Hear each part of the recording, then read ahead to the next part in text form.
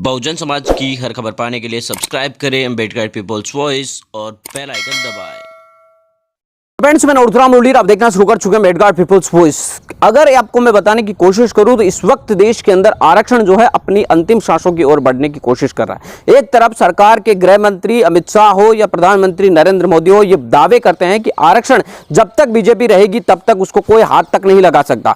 बताने की कोशिश करूं तो आपको एक बात याद रखनी होगी, वो ही सुब्रमण्यम स्वामी की। जयपुर फेस्टिवल के दौरान सुब्रमण्यम स्वामी ने एक बयान दिया था और उन्होंने कहा था कि एक दिन ऐसा आएगा जब हम आरक्षण को ऐसी हालत में पहुंचा देंगे, तब आरक्षण हो या ना हो उसका कोई औचित्य नहीं रहेगा। देश में इस वक्त की जो हालात है आपको मैं बताने की कोशिश करूं तो आरक्षण जो है अपनी स्थितियां गिन रहा है, अंतिम दिन जो है निकालने की कोशिश में जुटा है। आगे भविष्य में नाम मात्र का अगर आरक्षण रहा तो वो एक आरक्षण का नाम रहेगा, बल्कि आरक्षण आपको लाभ जो मिलना चाहिए वो मिलना बहुत ज्यादा मुश्किल होता नजर आ रहा है। और खास तौर से सबसे बड़ी बात यह है कि इस मौके पर या इतना घटनाक्रम होने के बाद भी देश के अंदर ना तो विपक्ष बोल पा रहा है, ना उनकी सत्ता पक्ष बोल पा रहा है और ना ही हम लोग इस बात को समझ पा रहे हैं। सोशल मीडिया को जरिया बना लिया है, विपक्ष के लिए ट्विटर और आम जनता के लिए फेसबुक, यही दो सरकार का विरोध करने का मात्र रह गया है। बताने की कोशिश करूं तो आरक्षण का किस तरीके से खतरा है, इसका सीधा सीधा उदाहरण है प्राइवेटेशन, यानी कि निजीकरण। हर क्षेत्र के अंदर जिस तरीके से निजीकरण को बढ़ावा दिया जा रहा है, उससे एक चीज आप साफ समझ लीजिए कि दलितों के, पिछड़ों को, आदिवासियों को मिलने वाला जो SC ST माइनॉरिटी को 85% जन समुदाय को जो आरक्षण मिलता है, उसको कहीं ना कहीं आपको बता दें कि एक तरीके से दबस्ता ही बढ़ रही है। कल एक ही दिन के अंदर केरल सहित राजस्थान का जो ऐतिहासिक एयरपोर्ट माना जाता है सवाई मानसिंह स्टेडियम, उसको अडानी ग्रुप को दे दिया गया, अलग अलग एयरपोर्टों को दे दिया है। यानी कि अगर एक एयरपोर्ट को देने का क्या खतरा बढ़ेगा, मैं आपको बताना चाहता हूं। अडानी ग्रुप को देने का मतलब है कि वहां पर वो कर्मचारी वो अपनी मर्जी से लगाएंगे, कोई वहां पर उनका पाबंद नहीं रहेगा कि वो कर्मचारी किसको लगाएंगे। गवर्नमेंट की तरफ से अगर भर्ती नहीं होगी और प्राइवेट कंपनी अपने हिसाब से भर्ती करेगी तो उसमें निजीकरण, जो निजी कंपनियां होगी वो अपने हिसाब से किसी भी प्रकार को कोई भी एक वो नहीं लगाएगी। कई सारे अखबारों की कटिंग्स आ रही है जिसमें यह भी दावा किया जा रहा है कि रेलवे के द्वारा जो अस्पताल बनाए गए हैं उनको भी बंद करने पर सरकार है वो विचार कर रही है। कई जगह आप लोगों को पता है कि एक खबर और सामने आई कि रेलवे जो है वो कई सारे जो है रेल है, ट्रेन है, उनको निजीकरण के आधार पर दे दिया गया, ट्रेनों को निजीकरण। अब जो ट्रेन निजीकरण पर लगाई गई है उनके अंदर कितने दलितों को नौकरी मिली, कितने OBC को नौकरी मिली, कितने ST को नौकरी मिली, यह गवर्नमेंट को आंकड़ा बताना चाहिए। आपको बताने की कोशिश करूं तो एक और मामला सामने जो वायरल हो रहा है सोशल मीडिया पर कि 3 रुपए की टिकट को भी अब काफी ज्यादा जो है 50 रुपए तक प्लेटफॉर्म की टिकट को बेचा जा रहा है। हालांकि आपको मैं बताने की कोशिश करूं तो एक खबर और ज्यादा वायरल है कि रेलवे के अंदर जो आपको मैं बताने की कोशिश करूं तो जो प्राइवेट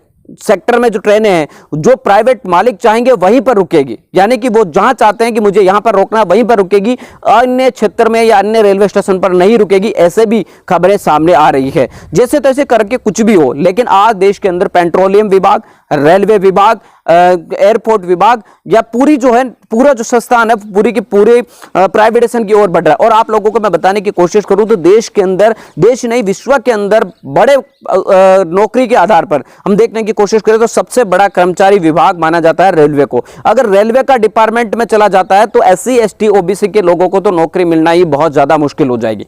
आप सभी को पता है कि IAS के लिए जो पद निकाले गए थे उन पदों के अंदर भी करीब 100 पदों का समझ में नहीं आ रहा है कि उन पर किसको भर्ती दी जाएगी, किसको नियुक्ति मिलेगी, यानी कि वहां पर भी सिक्योरिटी रख लिए। इधर आपको बताने की कोशिश करें तो आर्थिक आधार का 10% आरक्षण और लागू कर दिया गया है। यानी कि कुल मिलाकर हम समझने की कोशिश करें तो SC ST OBC के लोगों के लिए एक बहुत ही बड़ा खतरा यहां पर पैदा होता नजर आ रहा है। और सबसे बड़ी जरूरत आज के युग में, आज की जरूरत के समय आर्थिक युग है और आर्थिक युग में आप लोगों के पास रोजगार होना बहुत ज्यादा जरूरी है। और रोजगार तभी होगा जब सरकार आपको नौकरी देगी।